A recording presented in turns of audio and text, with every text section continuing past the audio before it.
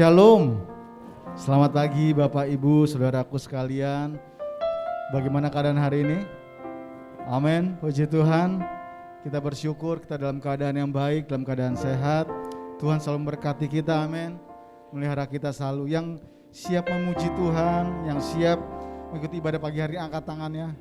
Haleluya, semuanya siap ya.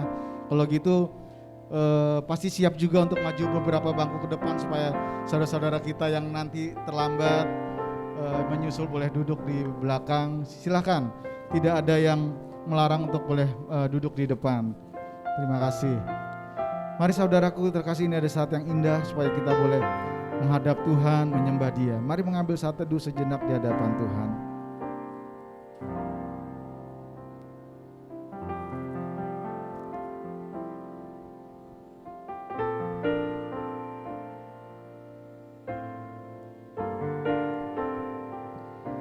Kami naikkan syukur kami Tuhan di hadirat-Mu, kehadapan-Mu, di tempat ini, di saat ini. Kami bersyukur padamu, karena kami memiliki waktu yang indah, tempat yang telah Kau sediakan Tuhan. Kami bersyukur bila saat ini begitu banyak orang memilih tempat-tempat yang lain untuk dilakukan. Engkau dorong kami, Engkau tuntun kami untuk kembali ke hadirat-Mu bersama-sama. Pada saat ini memuji, memuliakan Engkau. Karena kami tahu, kami tidak bisa hidup tanpa Engkau. Karena kami tahu, pertolongan kami hanya pada Engkau saja ya Tuhan. Oleh sebab itu Tuhan, kami rindu masuk hadirat-Mu. Bukan lagi untuk mencari berkat-Mu, bukan lagi untuk mencari perkenanan-Mu saja Tuhan. Tapi kami mencari Engkau, kami mencari kerinduan untuk berada bersama-Mu Tuhan. Terima kasih Tuhan. Kiranya Engkau layakkan kami. Kiranya Engkau layakkan kami untuk masuk dalam hadirat-Mu. Di hadirat-Mu ku sujud menyembah, ku cari wajah-Mu dan bukan berkat-Mu.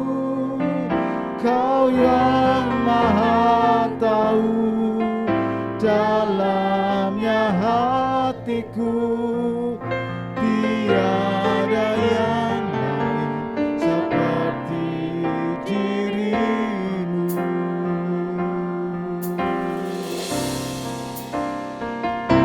Di hadirat-Mu ku sujud menyembah, ku cari wajah-Mu dan bukan berkat-Mu. Kau yang maha tahu dalamnya hatiku, tiada yang lain seperti diri-Mu. Segenap hidupku ku mengasihi-Mu, Yesusku, ku cinta padamu. Bawaku mendekat padamu, tinggali dalam hadirat-Mu.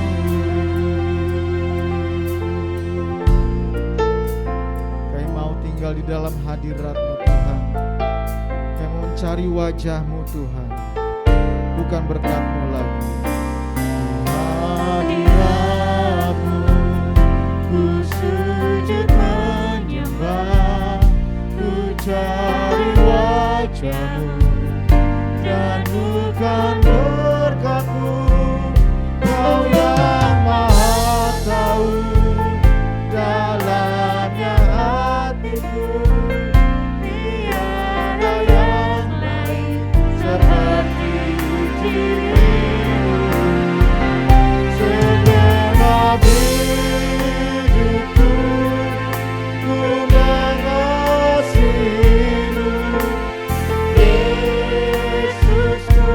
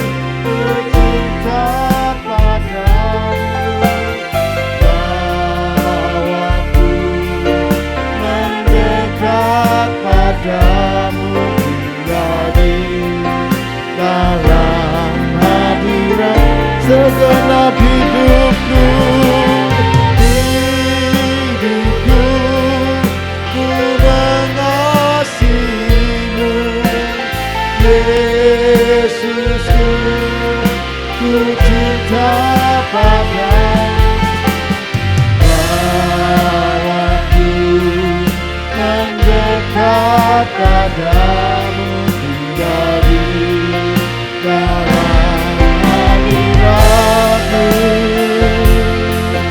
Kami menyembah, kami memuji Engkau Yesus.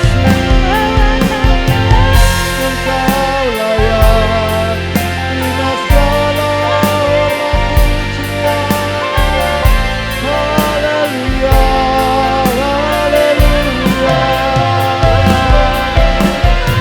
Kami rindu hadirat-Mu Tuhan, kami cari wajah-Mu Yesus, kami rindu Engkau Tuhan. Oh kudus bawa kami, penuhi kami, tuntun kami Tuhan.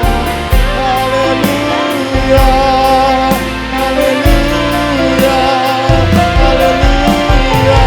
Kau yang layak ditinggikan Yesus, selama-lamanya dalam hidup kami. Haleluya, sembah kami pujikan Yesus.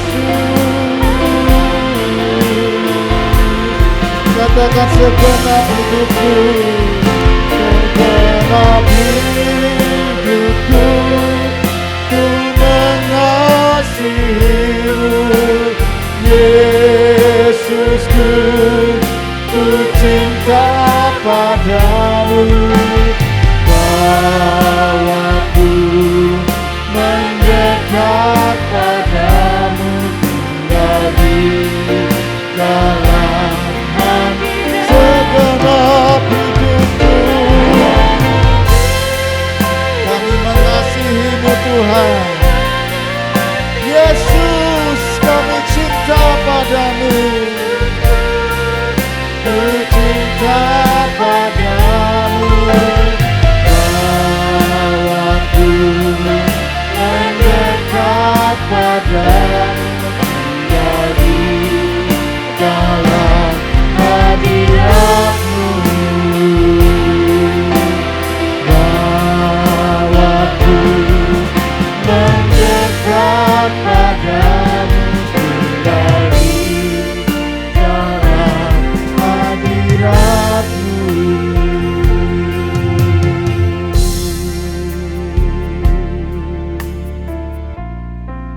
Yesus, Tuhan Yesus, Engkaulah yang kami rindukan. Kami rindu hadirat-Mu ada di tempat ini. Kami rindu Tuhan memuji memuliakan Engkau. Terima kasih Tuhan. Kekuatan kami hanya daripada-Mu. Kebebasan kami, kelepasan kami, semua Engkau sediakan bagi kami. Terima kasih Tuhan, terima kasih. Saat ini Tuhan, kami mau lebih lagi memuji memuliakan Engkau. Kami mau tinggikan dan bersorak bagi Engkau Tuhan, sebab Engkau telah begitu baik bagi kami. Kami adalah umat-umat pemenang yang sudah Engkau tetapkan menjadi pemenang dan penerima warisan kerajaan sorga. Terima kasih Tuhan. Kami mau meninggikan Engkau hanya di dalam nama Yesus. Kami semua yang bersyukur sama-sama katakan amin. Boleh beri tepuk tangan yang paling meriah buat Tuhan kita Yesus Kristus. Haleluya. Terima kasih. Mari bangkit berdiri saudaraku terkasih. Kita mau nyatakan bahwa kita adalah umat pemenang yang percaya. Katakan amin. Umat pemenang katakan amin. Kita mau bersorak-sorai bagi nama Tuhan kita Yesus Kristus, sebab Dia telah berikan kemenangan bagi kita.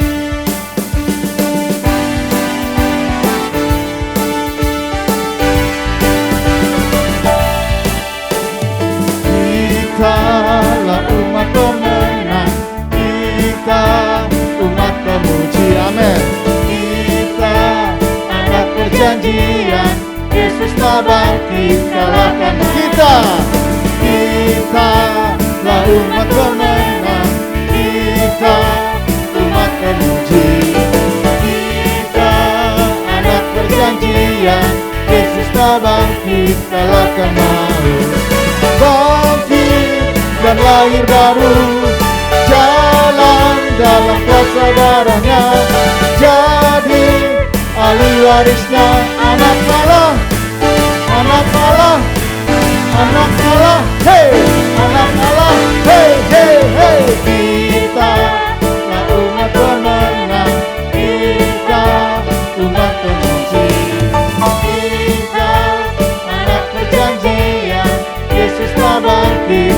lagi kita umat pemenang, kita pemuji, kita anak perjanjian, Yesus telah bangkitkan.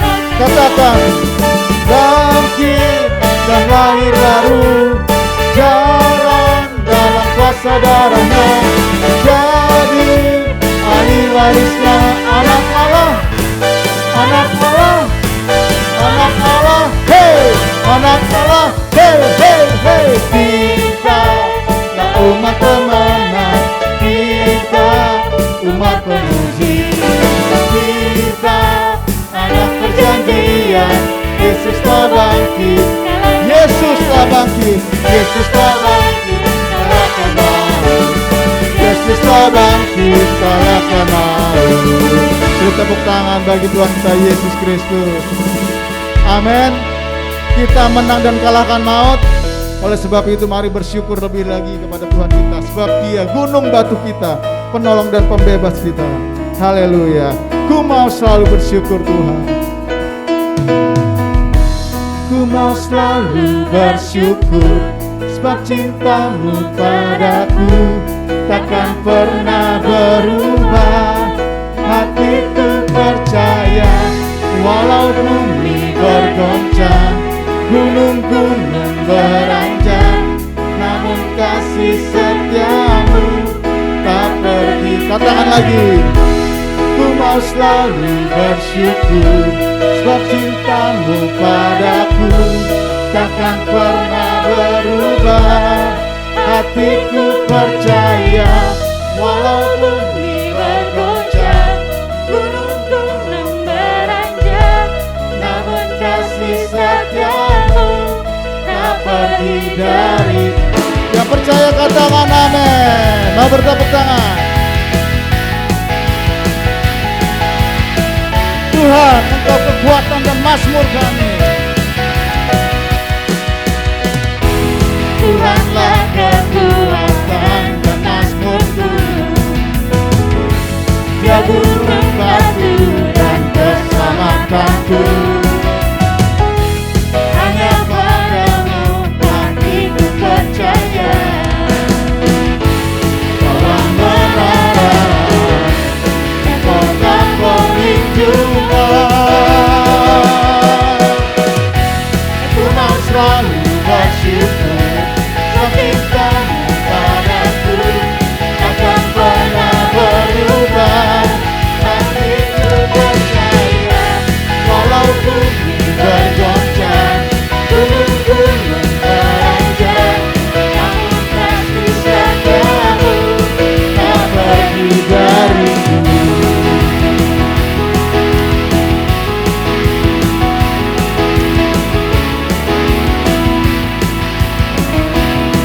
Tuhanlah kekuatan, Tuhanlah kekuatan dan mazmurku,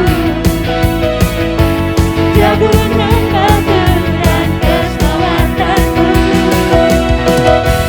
Hanya padamu hatiku percaya, Tuhan menara dan kota perlindungan.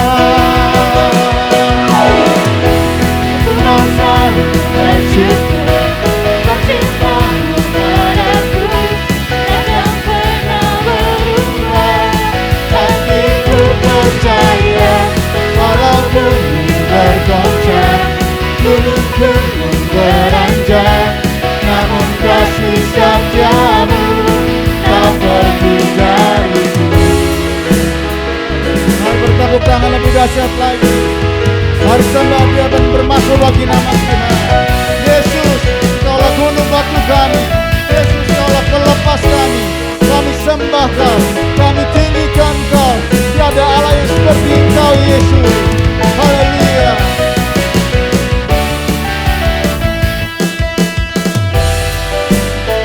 Mari lebih lagi katakan, ku mau selalu bersyukur. Ku mau selalu bersyukur, sebab cintamu padaku takkan pernah berubah.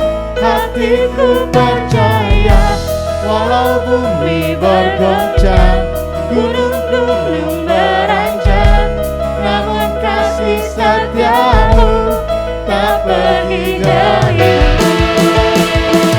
Satu lagi, ku mau selalu bersyukur, cintamu padaku takkan pernah berubah. Hatiku percaya, walau bumi bergoncang, gunung-gunung beranjak, namun kasih setiamu tak pergi dariku. Kasih setiamu tak pergi dariku. Kasih setiamu tak pergi dariku. Haleluya. Yesus masih setia Tuhan, tidak pernah pergi dari kita. Yang percaya katakan amin. Haleluya.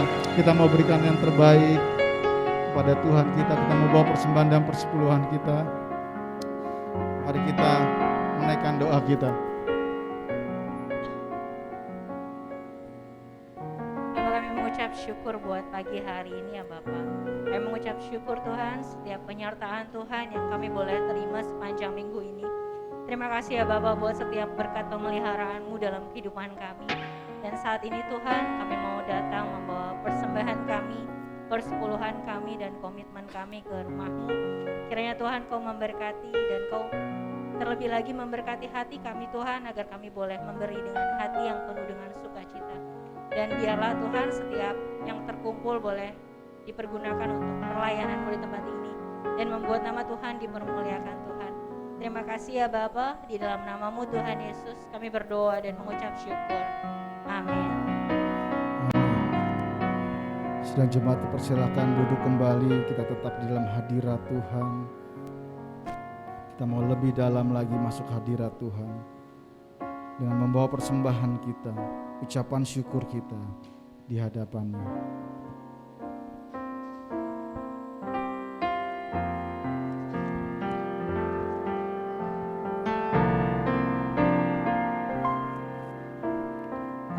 Aku masuk ke hadirat-Mu, bawa persembahan ke tempat kudus-Mu. Pujian ku naikkan, sembah ku berikan bagi-Mu Allah yang mulia.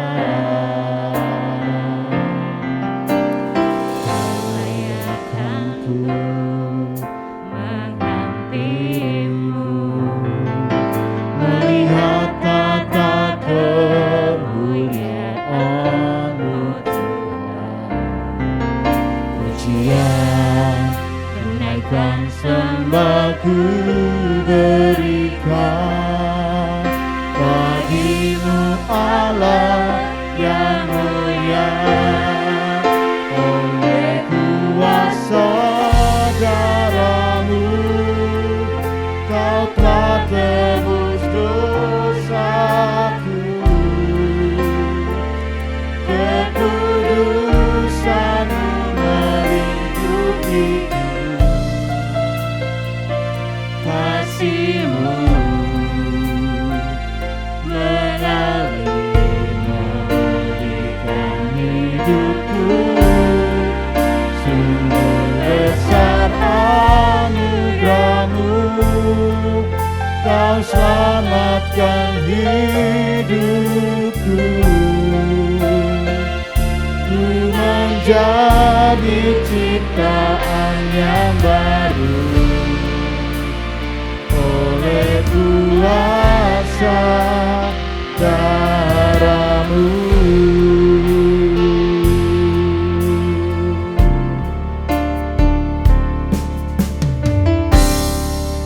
Kau layakkan-Ku Tuhan, Kau layakkan-Ku menghampiri-Mu, melihat tata kemuliaan-Mu Tuhan.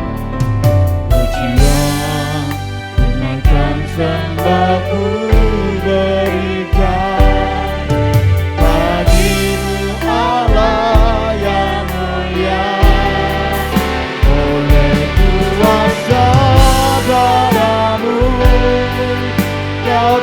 tebus dosaku, kekudusan-Mu melingkupiku, kasih-Mu mengalir memulihkan hidupku. Sungguh besar, Saya undang Pendeta Thomas. Kau selamatkan hidupku, ku menjadi ciptaan yang baru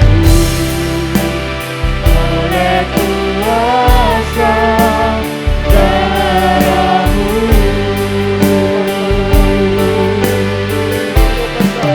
Oleh kuasa darah-Mu, Kau telah tebus dosaku, kekudusan-Mu melingkupiku, kasih-Mu mengalir memulihkan hidupku. Sungguh besar anugerah-Mu, Kau selamatkan hidupku, ku menjadi ciptaan yang baru oleh kuasa darah-Mu. Kuasa darah-Mu, oleh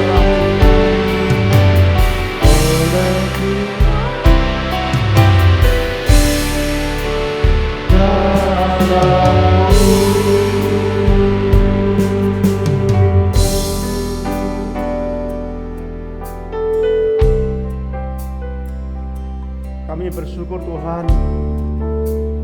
oleh kuasa darah-Mu telah nebus dosa-dosa kami. Bila momen kami merayakan kemerdekaan bangsa kami saat ini, kami terus ingat akan bangsa kami yang telah merdeka 77 tahun yang lalu. Tapi biarlah kami juga lebih ingat bahwa Tuhan telah membebaskan kami dari kuasa dosa. Karena Tuhan mati di kayu salib dan bangkit. Biarlah sungguh-sungguh kami terus diingatkan pengorbanan yang besar, baik yang dilakukan oleh bangsa kami, oleh pejuang-pejuang, maupun Yesus Kristus yang telah membebaskan, menyelamatkan kami dari dosa. Terima kasih Bapa. Kiranya Roh Kudus menolong kami pada saat kami mendengar firman-Mu. Biarlah kuasa-Mu yang memampukan kami dapat mendengar, dapat mengerti, dapat melakukan firman Tuhan yang kami dengar pagi hari ini. Terima kasih Bapa di surga. Terima kasih Tuhan Yesus. Terima kasih Allah Roh Kudus. Di dalam nama-Mu kami menyerahkan doa ini. Amin.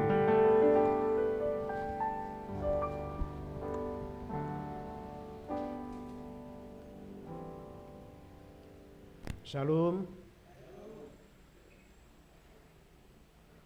Kiranya Tuhan Yesus memberkati para kita.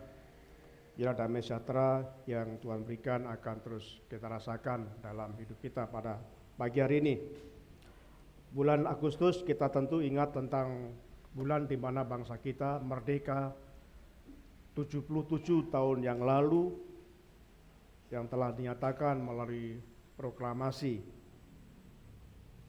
Saudara, pada bulan ini kita akan belajar firman Tuhan selama 1 bulan tentang makna kemerdekaan. Kemerdekaan yang telah Tuhan lakukan, kemerdekaan dari dosa-dosa yang Tuhan Yesus lakukan, sehingga kita boleh mengisinya hidup dengan bermakna bagi kemuliaan Tuhan. Kita akan belajar selama 4 minggu tentang tema ini. Yang ayat yang kita pelajari pada selama 4 minggu dikatakan dalam Yohanes pasal yang ke-8 ayat yang ke-36. Yohanes pasal 8 ayat yang ke-36 dikatakan demikian, jadi apabila anak itu memerdekakan kamu, kamu pun benar-benar merdeka.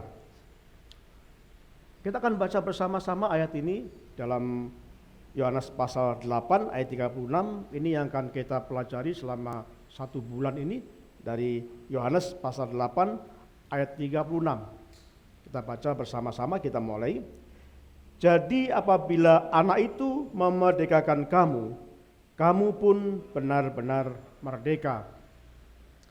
Saya berharap kita semua mengalami kemerdekaan dari kuasa dosa, sehingga kita hidup ini sangat berbeda dengan saudara kita yang mungkin belum menerima kemerdekaan. Saudara, pada hari ini, minggu ini, tema yang akan kita pelajari secara spesifik adalah merdeka itu kebebasan untuk memilih.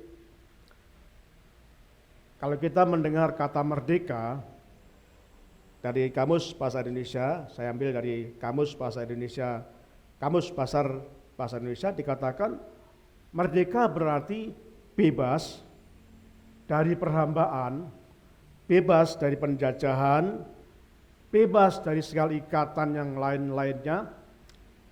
Merdeka juga berarti berdiri sendiri. Jadi kalau kita, bangsa kita merdeka, kita ingat bahwa bangsa kita pasti pernah hidup dalam penjajahan. Sehingga waktu tanggal 17 Agustus 1945 menyatakan dengan ini kemerdekaan karena bebas dari penjajah. Dan kalau bangsa kita mengatakan merdeka berarti ingin berdiri sendiri, tidak lagi dikuasai oleh bangsa yang menjajah.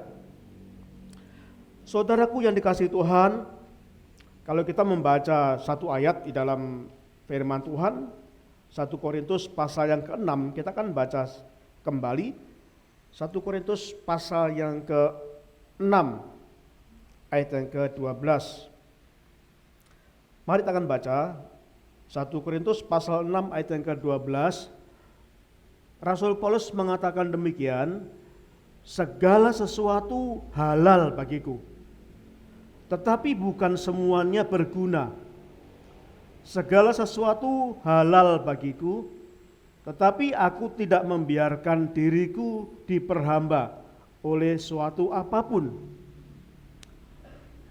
Saudara, jadi kita melihat di sini bahwa Rasul Paulus berkata pengalamannya dan dia mengatakan dengan tegas dalam bahasa bebas begini, memang saya bebas melakukan apa saja. Memang saya bebas berbuat apa saja. Saya bebas berbuat zina. Saya bebas berbuat jahat. Saya bebas untuk mabuk-mabukan. Saya bebas untuk berbuat kasar. Saya bebas berkata apapun. Saya bebas untuk mencoret-coret tembok orang lain. Saya bebas untuk korupsi. Saya bebas segalanya. Tapi dilanjutkan dengan perkataan yang sangat menekankan kontradiksi itu, dikatakan tetapi bukan semuanya berguna. Jadi memang kata merdeka sering diartikan bebas. Nah, kita akan belajar konteks ini yang diajarkan Rasul Paulus. Bebas, saya bebas berbuat apa saja. Tetapi bukan semuanya berguna. Kembali diulangi Rasul Paulus di dalam bagian kedua, segala sesuatu halal bagiku.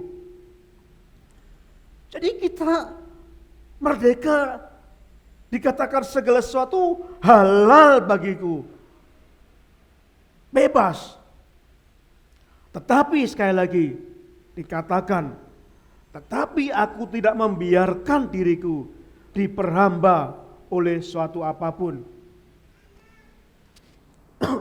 Jadi saudaraku, dikatakan di sini bahwa merdeka bukan berarti bebas dari kontrol. Merdeka bukan berarti bebas dari keterikatan. Merdeka bukan berarti tidak ada yang melakukan pengawasan. Merdeka berarti tidak ada larangan, tapi sungguh-sungguh konteksnya yang dikatakan Paulus bebas. Tapi ada yang mengendalikan. Saudara, jadi kalau kita melihat sering kata-kata yang mengangkatkan tentang merdeka ini harus kita renungkan kembali. Ada yang mengendalikan. Coba kalau kita melihat bangsa kita waktu merdeka, saudaraku, waktu bangsa kita merdeka itu 17 Agustus 1945, itu 77 tahun yang lalu, bangsa Indonesia masih memiliki beberapa aturan. Ada Undang-Undang Dasar 1945, ada ketetapan MPR, ada undang-undang yang memang sudah banyak saat itu, ada peraturan perundang-undangan, ada peraturan pengganti undang-undang atau perpu, ada peraturan pemerintah, ada keputusan presiden, ada peraturan daerah. Jadi begitu banyak aturan yang membuat bangsa kita merdeka. Tapi kemerdekaan itu, kebebasan itu dibatasi dengan aturan-aturan yang mengikatnya. Dibatasi dengan suatu perundang-undangan. Supaya apa? Supaya kemerdekaan ini dilakukan dan bisa membuat bangsa kita terus bertumbuh. Lalu tidak cukup. Lalu berkembang, ada banyak aturan-aturan yang diperbuat, yang dilakukan oleh pemerintah bersama dengan DPR, membuat undang-undang. Coba kita bayangkan jikalau menerapkan kemerdekaan dalam arti bebas. Jikalau tidak ada undang-undang ketenaga kerjaan. Waduh, bagaimana terjadi kekacauan? Bagaimana antara sang penguasa pemerintah dengan karyawan, dengan pegawai? Bagaimana dengan kalangan swasta? Antara direksi atau pemegang kekuasaan dengan karyawan bawahan? Bagaimana ketika membuat gaji? Jikalau tidak ada aturan undang-undang ketenaga kerjaan ini, pasti kacau. Apalagi kalau kita melihat lalu lintas di jalan-jalan, saudaraku. Kalau tidak ada undang-undang lalu lintas, jikalau kita bebas, tidak ada undang-undang lalu lintas, pasti Bapak Ibu nggak akan bisa sampai ke Jakarta kalau dari sini. Kenapa? Karena pasti macet total. Pasti ugal-ugalan. Pasti banyak anak-anak yang atau orang tua yang menggunakan motor atau mobil, mereka seenak sendiri, ugal-ugalan. Pasti sering terjadi kecelakaan di jalan. Bagaimana jikalau tidak ada undang-undang KDRT, kekerasan dalam rumah tangga? Dulu orang tua ketika menghajar anaknya katanya, ini anak saya. Waktu itu belum ada undang-undang KDRT. Sering anak-anak menjadi pelampiasan emosi orang tuanya. Lalu dibuatlah undang-undang KDRT, kekerasan dalam rumah tangga, untuk mengatur bagaimana walaupun itu orang tuanya Walaupun itu anaknya, jikalau mengalami kekerasan tetap ada tindakan menghapus kekerasan dalam rumah tangga. So, bagaimana sekarang berkembang tentang undang-undang ITE, transaksi, undang-undang informasi dan transaksi elektronik. Wah, dulu ketika kita bicara tentang sosial media, seenak saja mengatakan, seenak saja menggunakan kata-kata, mencaci maki, menjelek-jelekan orang, memfitnah. Karena tidak ada aturan. Tetapi diterapkanlah undang-undang ITE supaya mengatur. Sehingga dengan sopan kita menggunakan media sosial. Jadi kita lihat semakin berkembang negara kita, justru akan semakin banyak aturan yang dibuat. Kembali supaya apa? Supaya menjadi maju, supaya dinikmati, supaya kemerdekaan bisa dinikmati oleh semua orang. Jadi kemerdekaan itu tidak bebas sebebas-bebasnya. Jadi kemerdekaan itu adalah suatu hal yang memiliki batas. Dikatakan dalam kitab Kejadian pasal yang kedua, saudara, ayat yang ke-16 sampai 17. Kalau kita membaca dalam kitab Kejadian pasal yang kedua, ayat yang ke-16 sampai 17, dikatakan demikian. Lalu Tuhan Allah memberi perintah kepada manusia, semua pohon dalam taman ini boleh kau makan buahnya dengan bebas. Bebas. Tuhan berkata kepada Adam dan Hawa di Taman Eden, berkata semua. Jadi semua pohon yang ada dalam taman ini boleh kau makan buahnya dengan bebas. Tetapi kembali, tidak berhenti di sini. Ayat 17 berkata, tetapi pohon pengetahuan tentang yang baik dan yang jahat itu janganlah kau makan buahnya.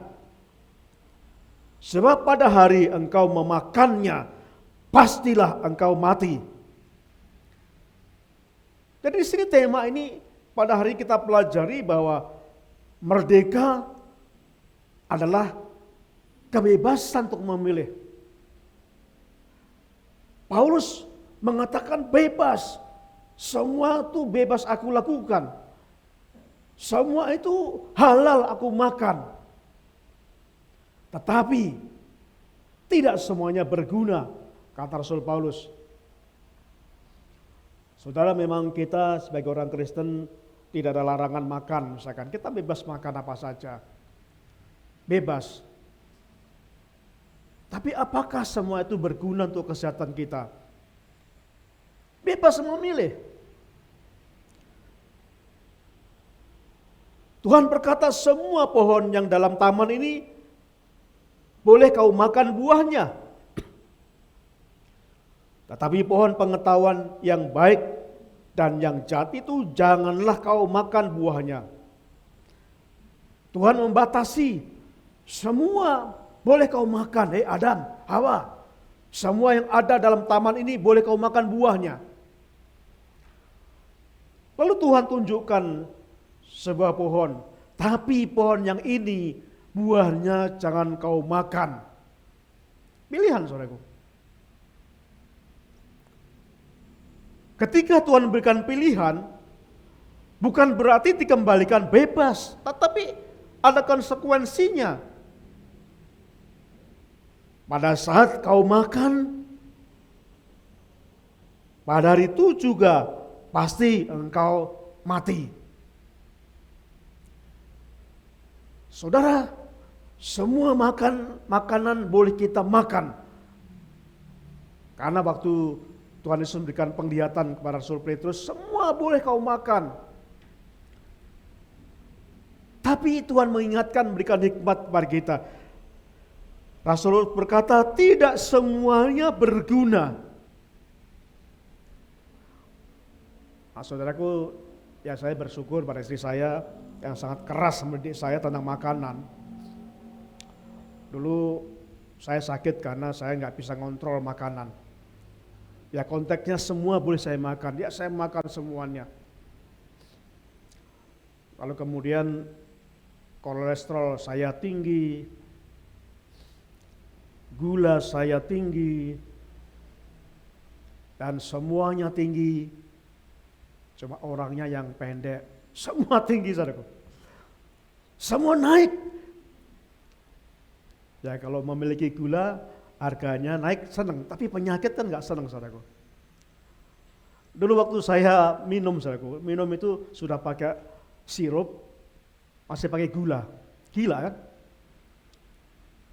Dan itu nggak cukup setengah gelas, 2 gelas. Saya sudah mempunyai garis keturunan orang tua, gula yang tinggi, dan saya tidak bisa mengendalikan diri. Nah, saya bersyukur istri saya keras, sangat keras. Dan waktu saya didisiplin itu saudaraku, wah saya marah terus saudaraku. Saya sering marah. Tapi akhirnya Tuhan berikan saya kemampuan untuk saya bisa mengendalikan diri. Jadi saudaraku, Rasul Paulus berkata, semua boleh kau makan, semua boleh kau melakukan, tetapi tidak semuanya berguna. Tetapi tidak semuanya menguntungkan, tetapi tidak semuanya membuat dampak yang baik. Tuhan berkata, semua yang ada taman ini buahnya boleh kau makan. Tetapi ingat, ini Tuhan berikan rambu-rambu, jangan sampai satu pohon ini buahnya kau makan. Dan ketika engkau makan, hari ini juga engkau akan mati. Engkau pasti mati. Apa yang kita pelajari saudaraku? Yang kita pelajari adalah kemerdekaan itu memang bebas. Bangsa kita bebas. Tetapi ada aturan. Jika saudara melanggar peraturan, saudara ada sanksi. Seperti Tuhan memberikan kebebasan kepada Adam dan Hawa, boleh kau makan. Yang ini jangan, jikalau engkau makan, sanksinya engkau mati. Saudara boleh kok memaki-maki orang melalui sosial media. Salah satu menteri kita, mantan menteri di penjara kemarin, masukkan penjara. Karena mengganti sebuah patung dengan mirip seperti kepala Presiden Jokowi. Itu kan lucu saudaraku, awalnya. Kalau nggak ada undang-undang ITE, waduh. Mungkin semua kepala-kepala pejabat negara kita menjadi kepala patung-patung. Karena canggih sekarang teknologinya. Mungkin bebas menggunakan kata-kata, mungkin bebas untuk mencela orang lain. Nah dengan undang-undang ITE harus hati-hati. Kalau Anda mau mencoba silakan. Kalau Anda berkata, oh saya bebas, silakan. Ada undang-undang, ada aturan yang mengikat, ada yang mengendalikan. Jadi kemerdekaan itu adalah bebas untuk memilih dengan segala konsekuensi yang harus kita tanggung. Bapak Ibu yang dikasihi Tuhan, kalau begitu siapa yang akan mengendalikan kita? Apa yang mengendalikan kita? Supaya kebebasan ini bisa membuat kita menjadi semakin baik. Saudara, ada beberapa hal yang mengendalikan hidup kita secara pribadi. Tuhan Yesus sudah memberikan kebebasan kepada kita. Dikatakan, jikalau anak memerdekakan kamu, maka engkau benar-benar merdeka. Paulus berkata, Tuhan Yesus sudah memberikan kemerdekaan kepada kita. Jangan kau gunakan untuk hidup dalam dosa lagi. Jadi Tuhan Yesus memberikan kemerdekaan secara rohani. Pengorbanan yang begitu besar, Yesus disalibkan, mati di kayu salib. Dan dibangkitkan pada hari yang ketiga sebagai bukti kemenangan, sebagai bukti bahwa Yesus sungguh-sungguh mampu memberikan kemerdekaan kita secara rohani. Dan dikatakan, kamu sudah merdeka. Saya dan saudara sudah merdeka secara rohani. Pada saat saudara dan saya percaya kepada Yesus Kristus sebagai Tuhan dan Juru Selamat, kita sudah bebas dari belenggu dosa.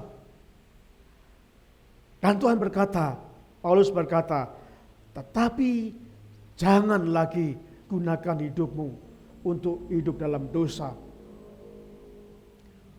Ini bukan berarti kalau kita udah percaya Yesus berarti dosa kita nggak diperhitungkan Tuhan, bukan begitu. Dikatakan jangan lagi berbuat dosa. Jadi kalau kita berbuat dosa, nah pasti kita akan menerima sanksi yang Tuhan berikan tersebut.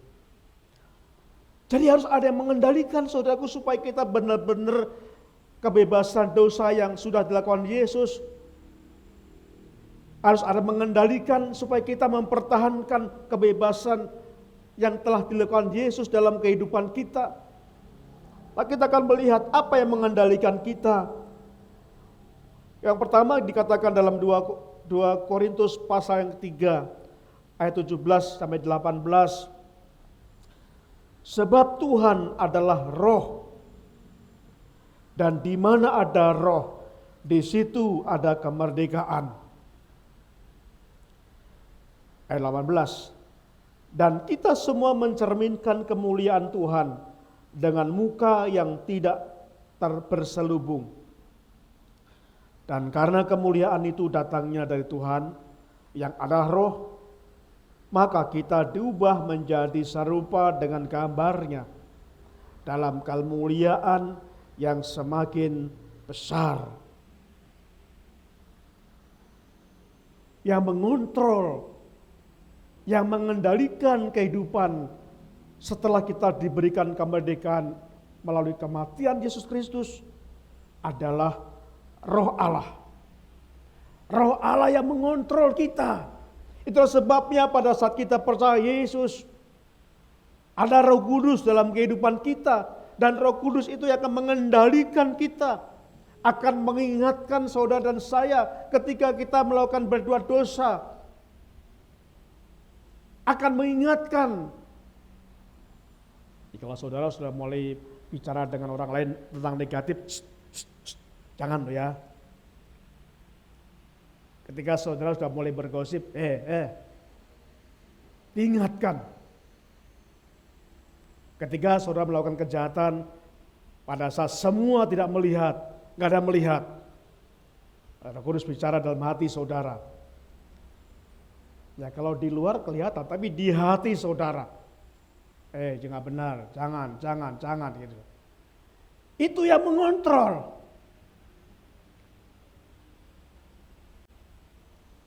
Akan dikontrol Roh Kudus. Dalam ayat 18 dikatakan, dan karena kemuliaan itu datang dari Tuhan yang adalah roh, maka kita diubah menjadi serupa dengan gambarnya. Kita akan dibawa setelah kita dimerdekakan secara rohani, maka melalui kontrol yang diberikan oleh Roh Kudus itu, kita akan dibawa menjadi serupa dengan gambarnya. Menjadi serupa dengan Kristus.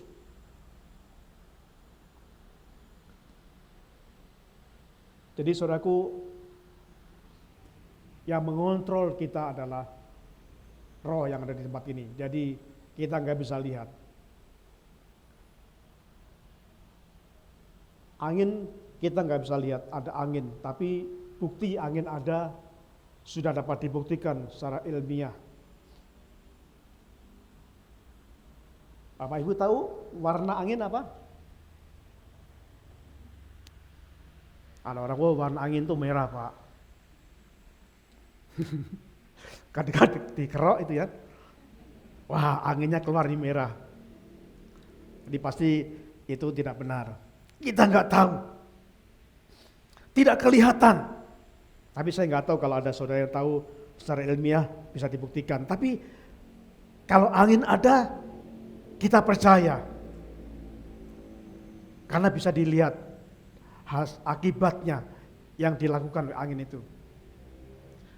Kita nggak bisa melihat Roh Kudus ada, tapi kita bisa merasakan. Karena Tuhan berkata setiap orang yang percaya Yesus akan ada Roh Kudus. Pada saat hari Pentakosta itulah hari di mana Roh Kudus dinyatakan kepada kita. Dan di situ Roh Kudus akan mengontrol kehidupan saya dan saudara. Semakin saudara dekat dengan Tuhan, kontrol yang dilakukan Roh Kudus semakin terasa. Semakin membuat saudara peka bahwa Roh Kudus mengingatkan saudara. Tetapi semakin saudara mengabaikan hubungan dengan Tuhan, kontrol itu tidak terasa. Nah, mungkin saudara berkata, oh enaklah, mending gak usah pekalah, jadi bebas melakukan segalanya. Ya kalau kembali bebas melakukan segalanya, berarti kembali kepada hidup yang lama sebelum kita dimerdekakan oleh Yesus. Jadi mari kita akan mengasah kepekaan Roh Kudus dalam hidup kita, karena Roh itu yang akan mengontrol kita. Kita harus mengasah bagaimana supaya kita peka Roh Kudus, ya kita bangun hubungan pribadi dengan Tuhan, saudaraku. Saya kataku, saudara, saya punya pengalaman beberapa kali, saudaraku. Dulu kan ketika di SPBU itu kan jarang yang ada tulisan pas itu ya. Sekarang kan semua pas itu ya. Dulu banyak SPBU yang nakal. Saya berkali-kali, mungkin 5 atau 6 kali ya, saya beli bensin itu dibohongi. Dan Roh Kudus menggerakkan saya balik, saudara. Balik. Waktu naik Vespa, loh, kok nggak bener, saya beli sekian kok cuma sekian. Saya balik. Saya digerakkan Tuhan balik. Bang, tadi beli ini, saya beli berapa? Ya seperti Bapak tadi. Wah nggak bener Bang, nggak bener. Nah kemudian ya saya bersyukur, abangnya itu berkata, wah ya maaf Pak, saya lupa tadi. Saya pernah di Ciater sana, itu pom bensin yang baru-baru waktu itu. Sama, saya menggunakan mobil merah waktu itu. Saya balik, karena Roh Kudus menggerakkan saya. Dan saya balik, Pak, tadi saya beli bensin kok cuma segini. Ya tadi seperti itu Pak. Wah enggak mungkin Pak, enggak mungkin. Lalu saya agak marah karena Bapak ini ngeyel. Saya berkata, mau dicek Pak? Saya bilang gitu. Di situ kebetulan ada alat untuk mengecek. Pak tolong dicek ayo. Saudara, ada pemiliknya kebetulan. Dan saya dengar karyawan ini dipecat. Saya pernah ke Lampung, waktu itu sama. Ke Lampung. Masa lagi, jadi pikir saya, wah hampir semua pompa SPBU itu nggak bener. Nah, saya berani itu karena ada dorongan yang kuat yang saya rasakan. Dan berkali-kali penjual itu mengakui. Jadi saya percaya saudara, kalau kita didorong oleh kuasa Roh Kudus, jangan ragu-ragu. Kalau saudara didorong, saudara berbuat dosa, ayo kita ngaku kepada Tuhan. Kalau saudara didorong untuk menasihati orang lain, ayo lakukan. Supaya kita peka Dan kalau kita bisa dipercaya Roh Kudus, saudara akan dipercaya dengan yang lebih besar lagi. Jadi yang mengendalikan, yang mengontrol kita adalah Roh Kudus. Dan yang kedua, saudaraku, kita melihat yang kedua yang mengontrol kita apa? Mari kita lihat dalam Yohanes, dalam 2 Korintus pasal yang ke-3 ayat 17 dan 18. Dikatakan kalau Bapak Ibu membaca dalam 2 Korintus pasal yang ketiga itu adalah kebenaran. Kebenaran yang mengontrol.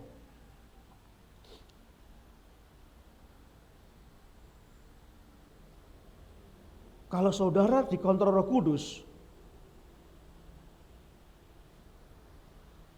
berarti saudara juga dikontrol oleh Yesus, kuasa itu.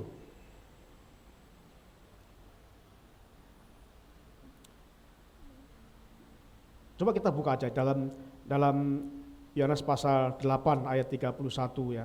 Yohanes 8 ayat 31 sampai ayat yang ke-32. Yohanes 8 ayat 31 sampai 32. Saudara, supaya kita mengerti bahwa sungguh-sungguh Tuhan memberikan sesuatu untuk mengendalikan kita, untuk mengontrol kita. Supaya kemerdekaan itu tidak kita artikan sebebas-bebasnya. Dalam ayat ini dituliskan dengan cukup jelas.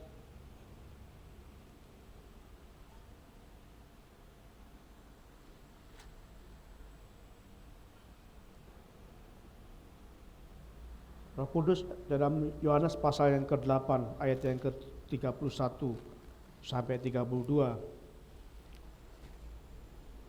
Saya akan bacakan bagi saudara.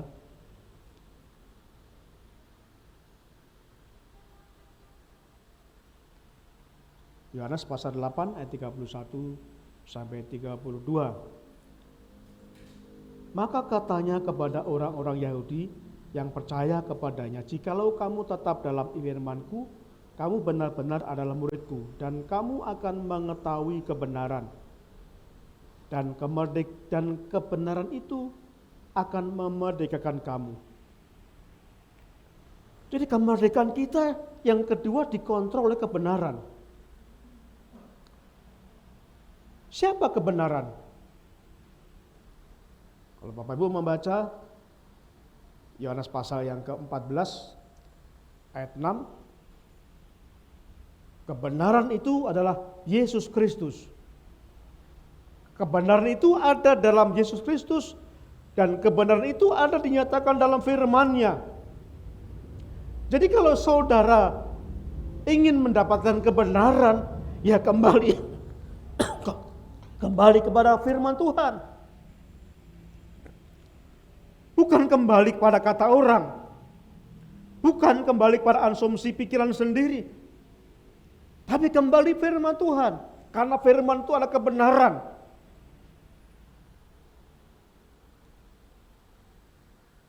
Jadi kalau hidup saudara tidak sesuai dengan firman Tuhan, berarti jelas yang salah adalah kita. Jadi seperti cermin kata Yakobus. Firman itu seperti cermin. Kalau Bapak Ibu bercermin, kalau kita nggak bercermin nggak tahu. Ketika di jidat jari-jari saudara ada apa? Noda hitam yang besar, ini ya. Kalau nggak pakai cermin nggak kelihatan. Ketika saya bercermin, ternyata di cermin ada noda hitam yang besar di sini saya. Bapak Ibu nggak mungkin menghapus noda itu di cermin, nggak mungkin. Pasti yang kita bersihkan adalah dalam tubuh kita. Jadi kalau hidup kita nggak sesuai dengan firman Tuhan, ya pasti 100% yang nggak benar kita. Walaupun saudara punya 100 orang melakukan perbuatan yang sama, dan itu tidak sesuai dengan firman Tuhan, 100 orang itu salah semuanya. Jadi bukan karena yang banyak. Ya, sering kita asumsi kebenaran itu kepada yang banyak, aman. Kita nggak sendiri loh, itu ya. Kita nggak sendiri kok. Banyak. Kita banyak kok. Ya ketika misalkan kena rahasia polisi ya. Misalkan gini ya. Misalkan melanggar, kan banyak kan sekarang kena rahasia ya. Melanggar ke jalur busway, atau mungkin nggak menggunakan helm, kena rahasia. Lalu ada 100 orang, wah nggak apa-apa lah, nggak apa-apa. Banyak temannya kok. Nggak begitu saudaraku. Walaupun semua orang melakukan tidak benar dengan firman Tuhan, yaitu tidak mengubah semua orang itu tetap yang salah. Kenapa? Karena firman Tuhan adalah kebenaran. Dan jikalau kita nggak sesuai dengan firman Tuhan, pasti kita yang salah. Entah sendirian, entah banyak orang, entah semuanya, ya kita salah. Jadi kita harus kendalikan kebenaran. Nah, kita kemarin belajar dalam hidup kita harus hati-hati. Dalam ngomong harus hati-hati. Apakah itu menyakiti hati orang? Kalau menyakiti hati orang ya kita salah. Harus sungguh-sungguh sesuai dengan firman Tuhan. Nah kemudian kita yang belajar yang ketiga dikatakan apa yang mengendalikan kehidupan kita? Dikendalikan oleh kedewasaan, oleh kematangan. Saudara, dewasa bukan hanya usia yang semakin banyak. Definisi kedewasaan adalah berani menerima tanggung jawab. Jadi walaupun seseorang yang usianya 25 tahun, tapi nggak berani menerima tanggung jawab, nggak pernah bertanggung jawab, ya itu bukan dewasa. Karena patokan dewasa itu bukan usia. Patokan dewasa itu adalah berani bertanggung jawab. Jadi kalau salah, ya tanggung jawab, maaf saya salah. Nah, itu dewasa. Bukan mencari kesalahan orang lain, itu kanak-kanak. Lihat kalau anak-anak itu main, oh enggak, bukan saya, kamu gitu. Tapi dewasa itu kalau salah, iya saya minta maaf, saya yang salah. Jadi kita melihat semakin kita dewasa, semakin kita mengerti, pastinya begitu. Itulah sebabnya saudaraku dalam pernikahan itu, undang-undang pernikahan dikatakan hanya orang dewasa yang boleh menikah. Karena itu berkaitan dengan memikul tanggung jawab. Coba bayangkan kalau masih kanak-kanak menikah. Usianya udah 30 misalkan. Tapi masih kanak-kanak menikah. Oh berantem terus. Oh enggak, saya enggak salah kok gitu. Sama suami istri berantem terus. Oh enggak, itu bukan tanggung jawab saya, enggak mau lah. Masih sangat egois, bagaimana? Enggak mungkin. Saudaraku, dewasa juga berarti tidak mudah terpengaruh. Bapak Ibu melihat di dalam Markus pasal ke-8. Markus pasal 8 ini ayat yang ke-11 sampai 21 enggak usah dibaca, tapi Bapak bisa baca di rumah nanti. Nah, dikatakan bahwa Tuhan Yesus ini sedang berkata tentang orang Farisi, tentang ragi orang Farisi. Jadi tentang ragi orang Farisi. Saudara, Tuhan Yesus waktu berdialog ini orang Farisi minta tanda dari surga. Nah, Tuhan mengkategorikan orang Farisi walaupun tingkatnya udah pemimpin, mereka udah pemimpin, tapi Tuhan Yesus mengatakan dia masih kanak-kanak. Karena masih minta tanda. Hati-hati saudaraku. Kalau saudara sering minta tanda Tuhan, ya itu berarti masih kanak-kanak. Alasannya apa? Tuhan sudah memberikan tanda yang begitu banyak. Selama hidupnya Tuhan memberikan tanda-tanda mujizat. Di depan banyak orang, di depan orang Farisi, semua sudah dijelaskan tentang kuasanya. Dan itu memberikan tanda tentang siapa Yesus sebenarnya. Nah, Tuhan mengingatkan kepada murid-muridnya, jangan sampai kena ragi orang Farisi. Kata ragi itu adalah pengaruh. Nah pada waktu itu Tuhan murid-muridnya berkata dalam konteks ini ketika murid-muridnya akan berangkat, udah naik perahu berangkat, lalu murid-muridnya ingat bahwa dia nggak membawa ikan, nggak membawa bekal. Nah jadi saudaraku, salah satu orang yang belum dewasa ini fokusnya adalah apa yang tidak ada. Fokus hidupnya apa yang nggak ada.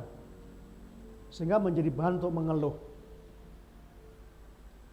Wah nggak ada makan, wah nggak ada ini, nggak ada ini. Tapi orang dewasa adalah bersyukur atas apa yang ada. Jadi kalau kita bersyukur atas ada ya Tuhan bersyukur pagi ini saya bisa makan walaupun ada nasi, bersyukur Tuhan.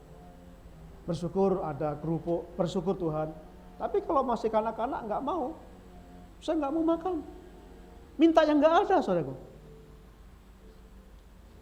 Nah konteks di sini dikatakan bahwa murid-murid Yesus ketika nggak membawa roti dalam perjalanan itu dia mulai gelisah. Fokusnya nggak ada. Makanya Tuhan berkata hati-hati terhadap pengaruh ragi orang Farisi. Dalam konteks bahwa seorang dewasa itu orang yang sudah tidak mudah terpengaruh. Saudaraku, begitu banyak pengaruh-pengaruh yang ada di sekitar kita. Ada banyak yang bisa mempengaruhi saudara. Ada banyak yang bisa mempengaruhi apa yang sudah saudara pikirkan, yang saudara sudah yakinkan. Ada begitu banyak pengaruh orang lain. Ada begitu banyak karena apa yang dikatakan orang lain bisa mengubah apa yang saudara putuskan tuh. Dan kita kalau berubah-ubah dalam pemikiran kita, itu bukti bahwa kita belum matang. Kita belum dewasa. Nah, saudaraku, saya mau sampaikan hal ini. Yang dikatakan di sini, saya mau sampaikan bahwa yang mengontrol dalam kehidupan kita serohani, yang pertama adalah Roh Allah yang ada dalam hidup kita. Yang mengontrol, yang mengendalikan hidup kita, yang kedua adalah kebenaran. Adalah firman Tuhan. Yang mengontrol kita adalah karena kedewasaan. Semakin kita dewasa, semakin kita gampang dikontrol. Semakin kita dewasa, semakin kita tidak mudah berubah-ubah. Kita tidak gampang terpengaruh. Jadi ada yang mengontrol. Saya mau sampaikan pada saudara, jikalau saudara tidak bisa mengendalikan, maka saudara yang akan dikendalikan. Sampai contoh, jikalau ibu-ibu tidak bisa mengendalikan pengeluaran, ya biasanya setiap akhir bulan istri saya membuat anggaran pengeluaran.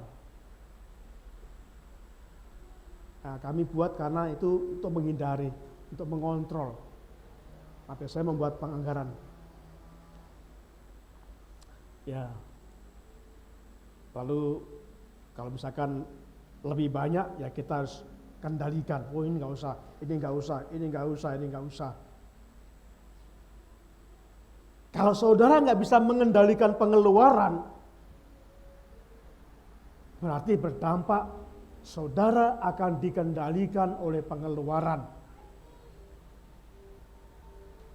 Yang terjadi pengeluaran bengkak, pemasukannya terbatas, akibatnya hutang. Banyak kasus-kasus hutang yang disebabkan karena tidak bisa mengendalikan tentang pengeluaran keuangan. Jikalau saya tidak bisa mengendalikan nafsu keinginan makan, maka saya akan dikendalikan oleh keinginan makan itu. Nah, dampaknya apa? Dampaknya saya akan makan seperti dulu, apa saja yang saya mau, yang saya suka. Jadi ini suatu prinsip yang kita renungkan, kita bisa mengendalikan. Karena jika kita tidak bisa mengendalikan, maka kita justru yang akan dikendalikan. Jikalau saudara tidak bisa mengendalikan dosa, maka dosa akan mengendalikan hidup kita. Jikalau saudara tidak bisa mengendalikan pengaruh-pengaruh negatif, maka pengaruh negatif ini yang akan mengendalikan saudara, sehingga kita nggak berdaya. Saudara, biarlah firman Tuhan pada hari ini akan menyebabkan perenungan pada kita. Suatu kesimpulan yang akan saya sampaikan pada saudara, mari kita lihat di dalam teks proklamasi ini. Teks proklamasi yang dinyatakan oleh Presiden pertama dan Wakil Presiden Soekarno-Hatta. Bapak Ibu bisa melihat, mungkin kelihatan, tapi saya kira sudah hafal di sini. Kami bangsa Indonesia dengan ini menyatakan kemerdekaan Indonesia. Perhatikan ini. Hal-hal yang mengenai pemindahan kekuasaan dan lain-lain diselenggarakan dalam waktu dan tempo singkatnya. Kemerdekaan adalah pemindahan kekuasaan. Makna kemerdekaan adalah pemindahan kekuasaan. Bangsa Indonesia yang dulu kekuasaan di tangan penjajah, lalu dipindahkan menjadi tangan Republik Indonesia sendiri yang mengendalikan, yang menguasai. Secara rohani, kalau kita sebelum merdeka, yang sebelum dimerdekakan oleh Yesus Kristus, sebelum kita percaya Yesus, yang mengendalikan hidup kita, yang menguasai hidup kita adalah dosa, iblis dan dosa. Setelah kita percaya Yesus, dipindahkan dari iblis kepada Allah, dari dosa kepada kebenaran. Jadi makna kebenaran adalah pemindahan kekuasaan, bukan kebebasan sebebas-bebasnya. Oleh sebab itu, saudaraku yang dikasihi Tuhan, mari kita gunakan kemerdekaan ini yang telah dilakukan Yesus. Kita telah bebaskan. Tuhan berkata, jangan kamu berbuat dosa lagi. Itulah sebabnya Tuhan mengendalikan kita. Tuhan mengendalikan melalui Roh Kudus yang ada dalam kita. Tuhan mengendalikan dengan kebenaran firman-Nya. Tuhan mengendalikan melalui kedewasaan kita. Dan melalui itu semuanya, Tuhan ingin kita benar-benar merdeka. Terus bertumbuh, terus berkembang, terus maju, terus beraksi, terus berhasil, terus berbuat sesuatu yang memuliakan nama Tuhan. Mari berdoa. Bapa, kami bersyukur untuk firman-Mu hari ini. Makasih Bapa, Engkau telah mengangkat dosa kami, menebus dosa kami. Engkau telah memerdekakan kami dari kuasa dosa. Biarlah tolong kami Tuhan, supaya kami dapat mengendalikan melalui Roh Kudus yang ada dalam hidup kami, supaya kami peka mendengar kuasa-Mu, mendengar Roh-Mu berbicara pada kami. Biarlah melalui Roh Kudus kami semakin dewasa, dan dewasa itu mengendalikan kami. Biarlah kami sungguh-sungguh diatur dengan kebenaran, sehingga kebenaran itu yang akan mengendalikan hidup kami. Tolonglah kami ya Bapa, tolonglah kami, supaya kami benar-benar bebas dari kuasa dosa, dan kami bertumbuh ke arah Kristus, menjadi serupa dengan gambaran Kristus. Saudaraku kasih Tuhan,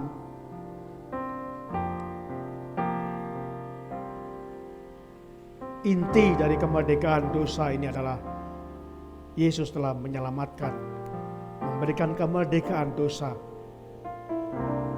membebaskan kita kuasa dosa, sehingga kita bisa berkarya bagi kemuliaan Tuhan.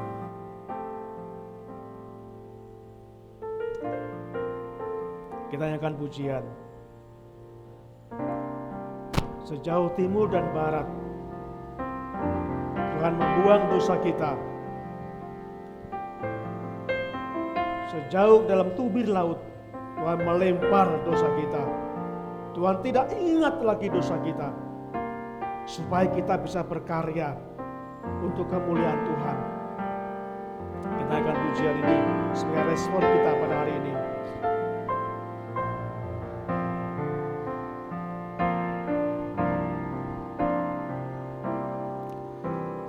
Sejauh timur dari barat, Engkau membuang dosaku.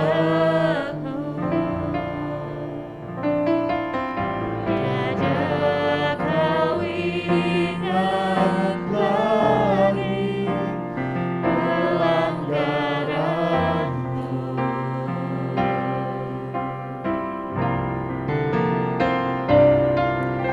Jauh ke dalam tubir laut, Kau melemparkan dosaku. Tiada Kau perhitungkan kesalahanku.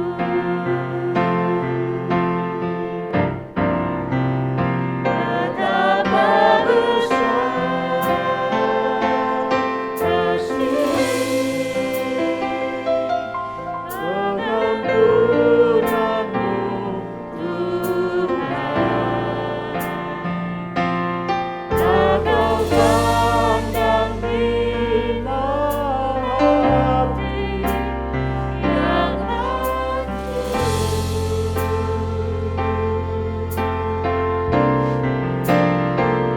Berteriak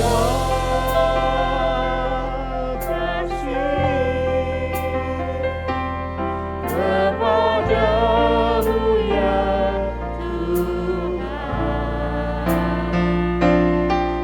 Perkebunan yang Kau beri, pulihkan Tuhan. Setelah musik sudah dimainkan, saya tunduk kepala. Mari bersyukur pada Tuhan yang telah memberikan kemerdekaan secara rohani pada saudara, yang telah menghapus dosa-dosa sehingga kita hidup dilayakkan di hadapan Tuhan. Mari gunakan kemerdekaan rohani ini untuk membangun kehidupan saudara, menggunakan hidup saudara lebih bermakna untuk kemuliaan nama Tuhan. Jangan kita kembali kepada dosa. Tuhan memberikan kontrol bagi saudara.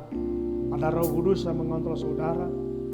Tuhan memberikan kebenaran untuk mengontrol apakah saudara hidup benar atau tidak.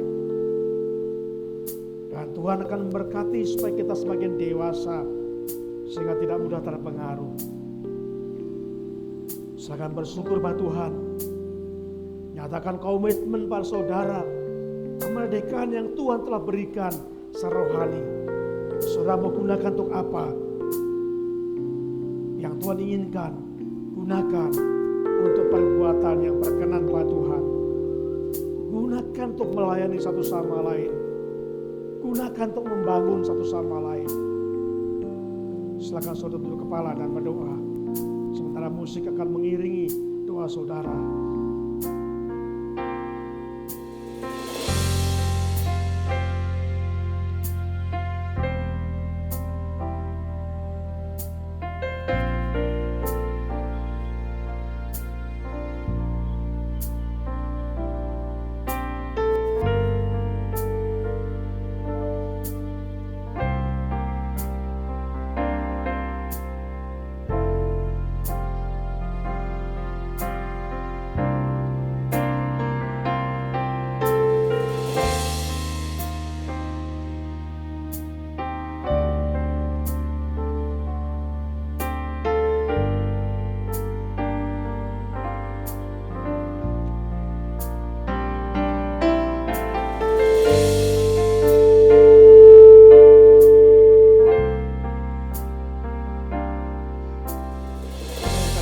Tuhan, sejauh timur dari barat.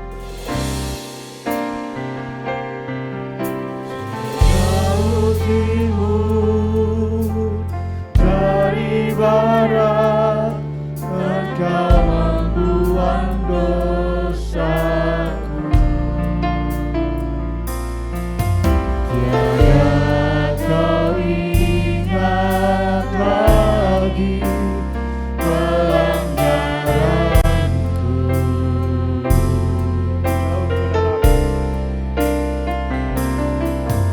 Jauh ke dalam, Jauh ke dalam tumir laut, Kau melemparkan dosaku.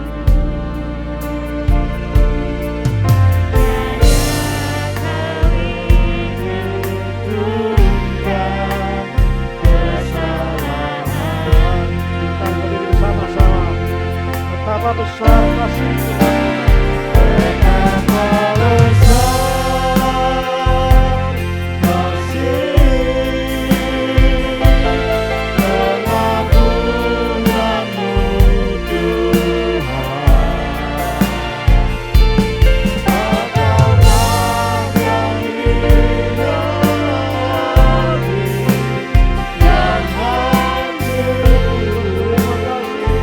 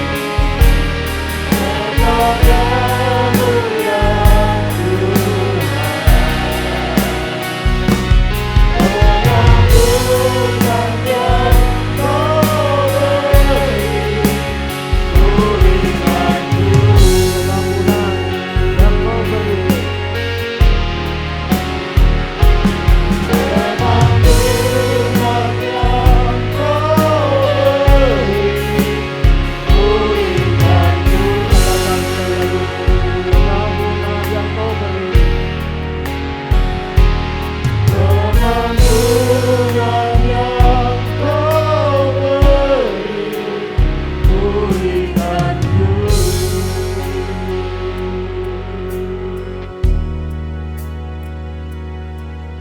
Saudaraku, mari kita akan mengakhiri ibadah kita pada pagi hari ini.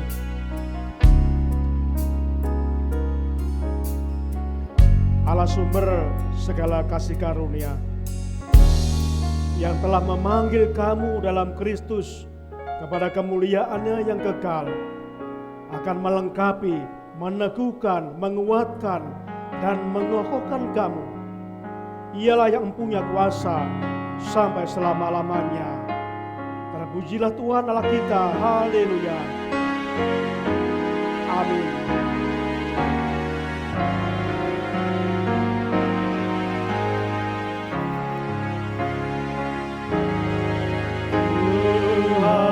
Tuhanmu memberkatimu, Tuhan melindungi menyinarimu,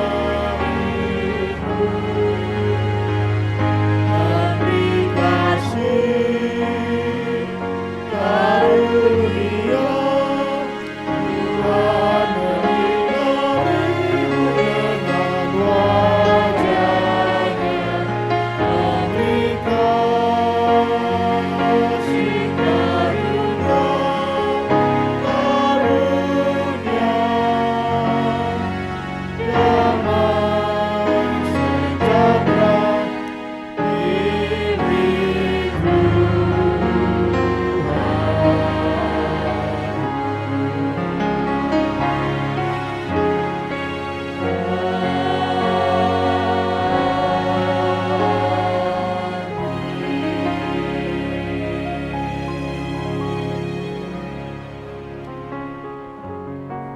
Sidang jemaat dipersilakan duduk kembali. Kita mengambil saat teduh sejenak di hadapan Tuhan.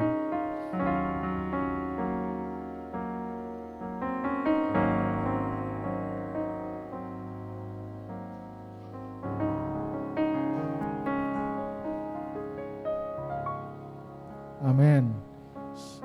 Sebelum meninggalkan ruangan ibadah, selamat ulang tahun kepada Ibu Priyono dan juga Ibu Astrid yang minggu ini berulang tahun. Kiranya Tuhan Yesus senantiasa memberkati dalam kehidupan Anda sekalian. Ibadah kita sudah selesai, mari kita menyapa satu dengan yang lainnya dengan tetap memperhatikan protokol kesehatan. Tuhan Yesus memberkati.